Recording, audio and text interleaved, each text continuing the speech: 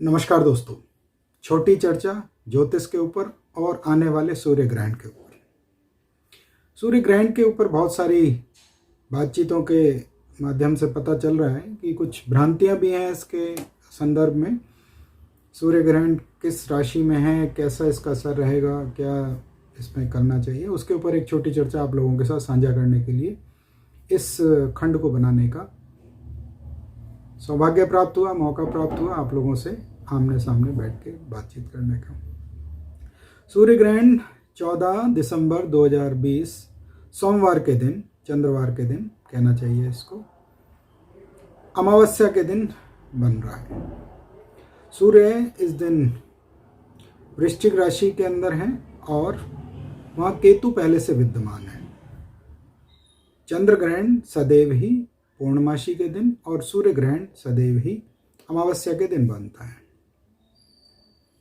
जब छाया बिंदु राहु और केतु या राहु या केतु के बीच में चंद्रमा या चंद्रमा के आसपास जो भौगोलिक दूरी है वो बीच में जब कटाव आता है और बिल्कुल अंश कला विकला और उनका एक विशेष दिशा है, जब वो इकट्ठी हो खगोलीय घटना के अनुसार, तो सूर्य या चंद्र ग्रहण का निर्माण होता है।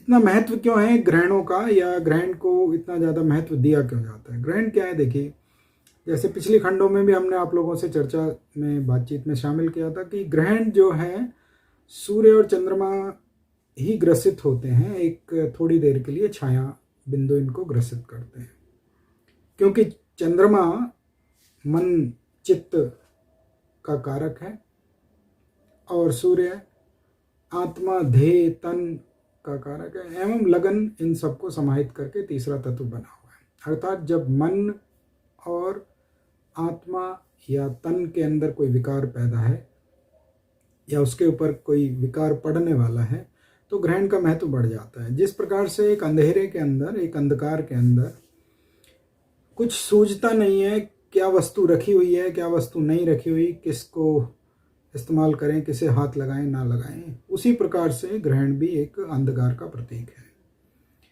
ग्रहण सदैव ही खराब हो ऐसा भी नहीं है। कभी ग्रहण दूसरे संदर्भों में अच्छा है, जैसे कहें कि कोई कार्य किसी के लिए अप्रिय है तो किसी के लिए बहुत ज़्यादा प्रिय है, लेकिन यहाँ पे चर्चा है सूर्य ग्रहण की। सूर्य ग्रहण 14 दिसंबर सोमवार के दिन देव कार्य पितृ सोमवती अमावस्या के दिन आपको देखने को मिल रहा है। सर्वप्रथम क्या है? देव कार्य पितृ अमावस, और वो भी सोमवती अमावस। ये अपने आप में बहुत ही शुभता का संकेत है। दूसरी बात, इस दिन भारतवर्ष के अंदर इस ग्रहण को नहीं देखा जा रहा है। उसका कारण क्या है कि ये मध्य पश्चिमी देशों के अंदर ग्रहण की जो वो है छाया वो पड़ रही है। दरअसल मूलतः ये रात्रि काल में पड़ने वाला ग्रहण है, इसीलिए हमारे भारतवर्ष में तो उस समय रात्रि काल रहेगा तो सूर्य ग्रहण का महत्व न्यूनतम है, या ये कहें बिल्कुल भी है ही नहीं। मध्य पश्चिम देशों में, ये अफ्रीका, अर्जेंटीना, ब्राज़ील आदि देशों में ये ग्रहण दृश्य होगा, तो वहाँ के लिए इसके भौगोलिक और इसके ज्योतिषीय परिणाम देखने को मिल सकते हैं। मूलतः ये सृष्टि पे पड़ता है तो इसका व्यापक परिणाम देखा जाता है, ना कि कोई एक जातक विशेष के साथ। ये ठीक है कि ज्योतिष समुदाय या मेरे जो ज्योतिष के मित्र हैं वो एक व्यक्ति विशेष के ऊपर भी इस घटनाओं को ले सकते हैं, लेकिन मूलतः इसका प्रभाव एक व्यापक संदर्भ में देखा गया, जिसको मेदिनी ज्योतिष या भौगोलिक ज्योतिष के ऊपर पड़ते हुए देखा जाता है। अगर हम इसको और आगे देखें तो चूंकि ये ग्रहण सूर्य और केतु के मिलन के बीच में, चंद्रमा का जो प्रवेश है या चंद्रमा और सूर्य के मिलन के बीच में जो केतु का प्रवेश बिंदु है, उसके कारण से बन रहा है। सूर्य अगर राहु के साथ है तो ग्रहण थोड़ा तीव्र हो जाता है और उसके परिणाम ज़्यादा परेशान करते हैं, जीवन के अंदर व्यथित करते हैं।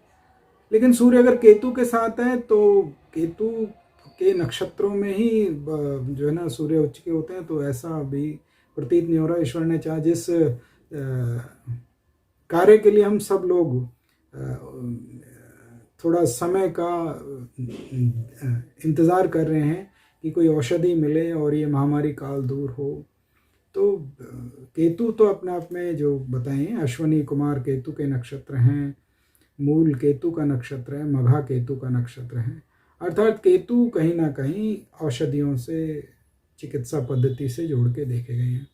वैसे तो ये वृश्चिक राशि के अंदर ज्येष्ठा नक्षत्र में पड़ने वाला ग्रहण है, लेकिन फिर भी अगर इसका थोड़ा सा ध्यान दिया जाए तो ये केतु के और सूर्य के मिलन के कारण से ग्रहण बनने वाला है। तो इसमें इतना ज़्यादा भय प्रकट करने की कोई आवश्यकता नहीं है। ईश्वर ने चाहा तो कोई ना कोई आने वाले समय में छोटी मोटी घटनाएं जरूर घट सकती हैं, लेकिन उसके बाद खुशहाली और जीवन में प्रगति इस ग्रहण के बाद देखने को मिलेगी। ग्रहण काल का जो समय है वो भारतीय समय के अनुसार संध्या काल 7:05 से इसका आरंभ बताया गया है और रात्रि 11:24 तक इसका पूरा खंड बताया गया है। अब आप ये देखिए, जब रात्रि काल में ग्रहण यहाँ भारतवर्ष में दिखेगा ही नहीं, क्योंकि इस दिन सूर्य अस्त का जो समय आजकल जो चल रहा है वो 5 से 6 के बीच में है। तो इस समय पे ग्रहण का महत्व क्या रह जाता है? अर्थात इस समय पे कोई ग्रहण देखने को बहुत, भारत में तो कहीं भी इस प्रकार का इसका कोई परिणाम प्रताप प्राप्त भी नहीं हो सकते हैं इसके। इसलिए इसमें ना तो सूतक है, ना पातक है, ना स्पर्श काल है, ना मोक्ष काल है। इसलिए इस ग्रहण के कोई बहुत विशेष महत्वता या परिणाम नहीं है, ऐसा विभिन्न प्रकार के पंचांग भी कह रहे हैं। जैसा कि इसमें पहले बताया कि ये सूर्य केतु के साथ मिलके या केतु सूर्य के मिलन में या दोनों आपस में जब मिलन कर रहे हैं तो ग्रहण बन रहा है, तो इतना ज़्यादा इसमें भय प्रकट करने की भी आवश्यकता नहीं है। महत्वपूर्ण क्या है कि जब चंद्र ग्रहण लग रहा हो तो मानसिक दोष निवारण के लिए ऐसे व्यक्ति जो किसी भी प्रकार से मानसिक पीड़ाओं से ग्रसित हैं, उन्माद में, डिप्रेशन में, अवसाद में, एंग्जाइटी, इन सब चीज़ों के अंदर जो परेशान लोग हैं उनके दोष निवारण के कार्य करने चाहिए। तो चंद्र ग्रहण के समय मानसिक रोगों को करना चाहिए, एवं अगर कोई हमारे माँ या मामा के परिवार से कोई दोष बना हुआ है, वो तो जन्मांक के अंदर जो कुशल ज्योतिषी है वही देख के बता पाते हैं इसको। फिर भी कई बार ये देखा गया है कि कोई अप्रिय घटनाएं माँ के परिवार में घटित हो चुकी हों और उसके कारण से कई बार जीवन में पीड़ाएं या परेशानियां देखने को मिली हैं। तो चंद्र ग्रहण में उन पीड़ा के निवारण के लिए दान, पुण्य, पूजा, उपासना, व्रत आदि इत्यादि किए जाते हैं। और सूर्य ग्रहण में सूर्य क्योंकि आत्मा है, तो पूर्व जन्म से अगर हमारे ऊपर कोई दोष लग गया है किसी भी कारण से, पिछले पूर्व जन्मों के अंदर अनजाने में हमने किसी प्रकार का दोष उत्पन्न कर दिया है, उसका निवारण ना कर पाए हों, ये बात अवश्य समझने लेने वाली है कि जीवन में हर घटना का क्रिया की प्रतिक्रिया होती है, चाहे वो वर्तमान में है या आगे आने वाले जीवन खंडों के अंदर देखने को मिले। तो सूर्य ग्रहण पे जो पूर्व जन्मों के दोष हैं उसके लिए पूजा, उपासना, व्रत आदि इत्यादि किए जाते हैं, दान किए जाते हैं। एवं अगर पिता के परिवार से, दादा के परिवार से भी कोई जीवन के अंदर दोष उत्पन्न है तो उसके लिए भी इस दिन विशेष निवारण किए जा सकते हैं। तो अर्थात इसमें पूजा और मंत्र जाप तो करने के लिए किसी भी प्रकार की मनाही नहीं है, क्योंकि ये सोमवती अमावस्या है, तो ये तो वैसे भी बहुत महत्वपूर्ण है, वृश्चिक की अमावस्या है ये। लेकिन इसके अंदर कोई बहुत मान्यताएं इसमें नहीं है। अर्थात इस दिन पूजा कर सकते हैं, पाठ कर सकते हैं, उनसे काफ़ी निवारण मिलेगा। क्योंकि ये सूर्य ग्रहण है तो पिता और पिता से संबंधित दोष निवारण के लिए इसमें पाठ किए जा सकते हैं। सरकार, प्रशासन, शासन के द्वारा अगर कोई दोष लगा हुआ है तो उसके लिए भी इस दिन निवारण के लिए आप पूजा उपासना कर सकते हैं। इसमें जन्मांक के अंदर ये कैसे देखें कि हमें सूर्य उपासना करनी चाहिए, जो ज्योतिष के जानकार हैं या जो ज्योतिषीय मित्र हैं हमारे, वो कैसे देखें इसके अंदर। तो संक्रांति काल के अंदर ऐसा आचार्य मिश्र का, परमाचार्य श्री सूर्यचंद्र मिश्र का कथन है और हम तो उनके आशीर्वाद के ऋणी हैं। तो संक्रांति काल के अंदर अगर सूर्य है तो इसका अर्थ ये हुआ कि सूर्य आपका पीड़ित है जीवन के अंदर। तुला राशि के अंदर सूर्य है तो कहीं ना कहीं सूर्य पीड़ा दिखाई देती है, और विशेषकर तुला के परम अंशों में जहाँ नीचत्व के उसके परम अंश होते हैं 10 अंश के आसपास, तो वहाँ पे जो है ना सूर्य पीड़ा दिखाई देती है। अयन बल ना हो, सूर्य के 2 उत्तरायण और दक्षिणायन बताए हैं। उत्तरायण के अंदर बली हैं और दक्षिणायन के अंदर थोड़े से कम बली हो जाते हैं। पूरा दक्षिणायन कम बली नहीं है, ऐसा नहीं है। जैसे जैसे वो दक्षिणायन के मध्य बिंदु पे पहुंचते हैं तो ज़्यादा निर्बल होते हैं, लेकिन फिर भी ध्यान रखना चाहिए कि अयन बल में अगर सूर्य पीड़ित है तो उन लोगों को सूर्य उपासना करनी चाहिए। शत्रु ग्रहों से दृष्ट हो, जैसे कि शनि के बिल्कुल आमने सामने हो 180 अंशों के ऊपर, या शनि उसके सानिध्य में ही बैठे हुए हों, तो ये अच्छा नहीं है। जन्म पत्रिका के अंदर सूर्य के साथ राहु विराजमान हो जन्म पत्रिका के अंदर, तो इसका अर्थ ये हुआ कि सूर्य कहीं ना कहीं से पीड़ा है। सूर्य स्वयं राहु केतु के नक्षत्रों में विराजमान हो, या राहु केतु सूर्य के नक्षत्रों में विराजमान हो, या सिंह राशि में हो, इस प्रकार से सूर्य पीड़ा देखने को प्राप्त होती है। एक लंबा खंड है, लेकिन फिर भी आपको इससे थोड़ा सहायता मिलेगी। इससे देखें कि हमें क्या हमारा जीवन के अंदर, हमारी पत्रिका के अंदर, जन्मांक के अंदर सूर्य पीड़ित है या हमारा सूर्य पीड़ित नहीं है। पीड़ित है तो उसके निवारण के लिए आप पूजा, उपासना, दान पुण्य कर सकते हैं, और ईश्वर ने चाहा बली है तो उसको भी और आगे उससे प्राप्तियां लेने के लिए भी आप सूर्य की पूजा उपासना कर सकते हो। 2 बीज मंत्रों का पाठ इसमें बहुत अनिवार्य और लाभकारी रहता है, क्योंकि ये जो ग्रहण है ये छाया बिंदुओं के माध्यम से बनता है। तो केतु का बीज मंत्र इसमें ओम कें केतुवे नमः या माँ सरस्वती का जाप करना इस समय बहुत उचित रहेगा। दूसरी बात, केतु का ही दूसरा खंड राहु है, तो राहु के बीज मंत्र का पाठ करना और देवी दुर्गा के बीज मंत्रों का पाठ करना इसमें बहुत ही लाभकारी रहेगा। साथ में सूर्य बीज मंत्र का पाठ करें, ओम गृणी आदित्याय नमः, ओम आदित्याय नमः, भास्कराय नमः, सूर्याय नमः। सूर्य के 12 नामों के पाठ करें। सूर्य आदित्य स्तोत्र का पाठ भी इसमें कर सकते हैं। वैसे आदित्य स्तोत्र का पाठ इस किसी विशेष कार्य के लिए बताया गया है, लेकिन फिर भी आप चाहें तो इसमें सूर्य आदित्य स्तोत्र का पाठ भी कर सकते हैं, उससे भी बहुत ज़्यादा लाभ इसमें प्राप्त होता है।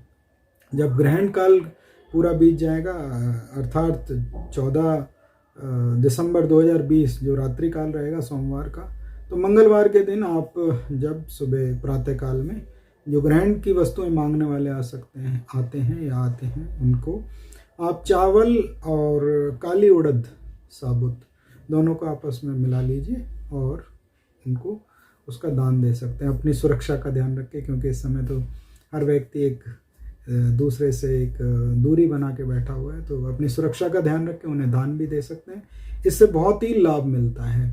इस प्रकार से अगर हम देखें तो सूर्य ग्रहण इस बार का ईश्वर ने चाहा तो कोई बहुत बड़ी आपदा तो नहीं लेके आ रहा। छोटी मोटी जीवन के अंदर सबके साथ समस्याएं जुड़ी हुई हैं। ग्रहण वृश्चिक राशि के अंदर बन रहा है और इसका असर वृषभ राशि पे भी थोड़ा पड़ता है, तो अर्थात वृश्चिक राशि और वृषभ राशि वाले तो कम से कम इसमें सूर्य के बीज मंत्रों का पाठ, राहु के बीज मंत्रों का पाठ और केतु के बीज मंत्रों का पाठ अवश्य करेंगे तो काफ़ी लाभकारी रहेगा। ग्रहण पूरा होने के उपरांत उसमें दान का जो बताया गया है वो कर लेना, उसमें काफ़ी रहेगा। देखिए, इतना समझिए कि कोई भी जीवन के अंदर घटनाएं कभी भी किसी भी प्रकार से समाप्त तो होती नहीं है, केवल उनके असर को या उनसे होने वाले परिणाम को कम करने के लिए हम सभी लोग कार्य करते हैं। ऐसा समझिए कि अगर किसी व्यक्ति को कोई शारीरिक विकार है तो उसको वो एक चिकित्सक के माध्यम से उसके ऊपर नियंत्रण कर सकता है, उसकी तीव्रता को कम कर सकता है।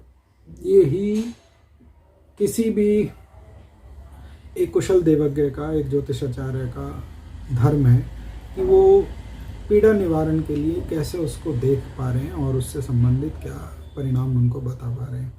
जीवन के अपने अनुभवों के अनुसार जो हमने ज्योतिष का एक लंबे समय तक पाठन किया, शिक्षित हुए, थोड़े बहुत उसमें दीक्षित भी हुए और उस परिणामों को आपके साथ साझा करते हैं, जिससे कि जनमानस को लाभ प्राप्त हो सके और उससे लाभ से वो अपने जीवन के अंदर आने वाली समस्याओं को, कठिनाइयों को दूर कर सके या उनसे दूर रह सके।